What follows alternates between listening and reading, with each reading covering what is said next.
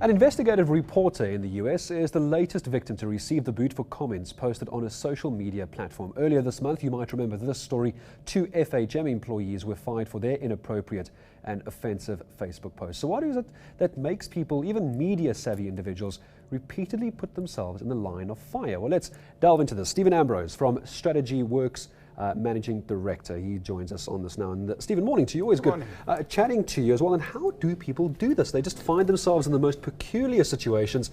They've actively typed something up and hit send, and yet it's so controversial. Well, it goes down to the psychology of people. When you're talking to someone, when you're face to face like we are now, there are social cues, there are verbal cues, there are visual cues, there are things that inhibit you from doing things that perhaps you shouldn't do. If you say something offensive, you see someone's face and immediately you retract or you back off or you don't say it at all. But on social media, you tend to be dealing with inanimate objects. You're dealing with a cell phone, you're dealing with a computer, you're in your comfort zone, you're at your desk, you're in your home, you feel all safe. Yeah. So suddenly, and there's one last thing that comes into it, speed. You know, you don't even think. Something pops up on your screen and you think something cool and you think you're so smart and you suddenly whack out a little response or you type out a quick quip, which out of context may be read completely differently to what was going on in your head. Because people don't know what you're necessarily replying to or responding to or what you're necessarily reacting to. Absolutely, absolutely. The problem with the internet, one, it's permanent, and two, you lack massive context.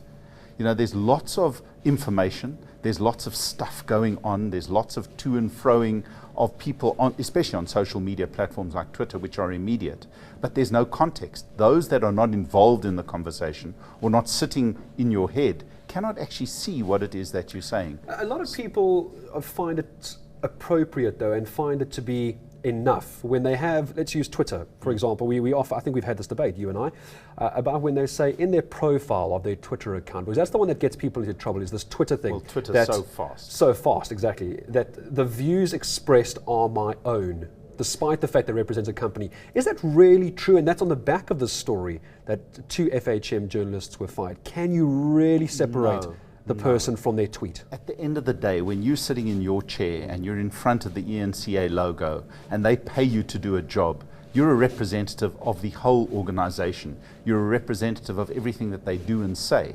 So if you are inappropriate, or if you quoted out of context because of something that you said, or if you do something on social media or even in public that somehow brings the organization into disrepute or is just socially unacceptable, you're going to be censured. So social media is no different from any other public platform where you put yourself out there. So if you're not comfortable, we've discussed this at length, if you're not comfortable standing in the middle of Mandela Square or in London on Speaker's Corner at Hyde Park and just telling people whatever it is you want to tell them, then don't do it. Because it really is not something you can retract because it's done and others will ascribe their meaning to what you've said. So no way back. If you can't do it with the person in front of you, don't actually do it over social media as well. Here's the trick though, here's the problem, isn't it? Can companies start restricting what people can tweet about? In A, as a representative of the company, you used me as an example, and I actively tweet as well. But then B, me as an individual. Where does that line get drawn as to what the company can do? I think the biggest challenge that all companies have got is that they themselves are not totally au fait with the nature and the style and the methodologies within social media. So what is appropriate within the social media context might be very different to what you put through a traditional sort of communication platform. So when e-news presents a press release, it gets censured, it gets checked, it gets looked at in a very different way to something that's real-time and online. So a lot of it comes back to a very simple thing. A lot of companies don't have social media policies, and even if they do, they're not actively shared with the people that are involved in the company. Just before we wrap up, Stephen, I want to press you perhaps for 1 or 2 tips. Someone watching right now, they've perhaps gotten themselves into a little bit of trouble, a bit of a rap over the knuckles. What can people do to avoid this, apart from using common logic? Obviously, I mean, that's what it comes down to, doesn't it? Common sense ain't so common. And what do people do now? They're active on Twitter. What is a no-go area? The best advice really is not to tweet immediately, is wait a second or two, read through what you're going to say, think about it for a second and then tweet. Don't be so reactive.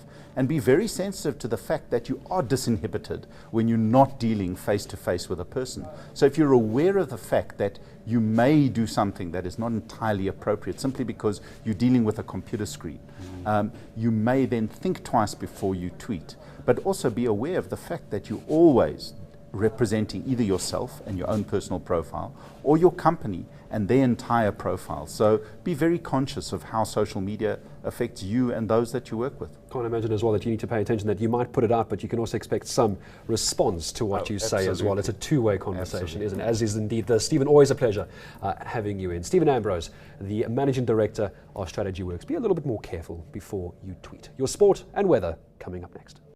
News that moves. eNCA.com.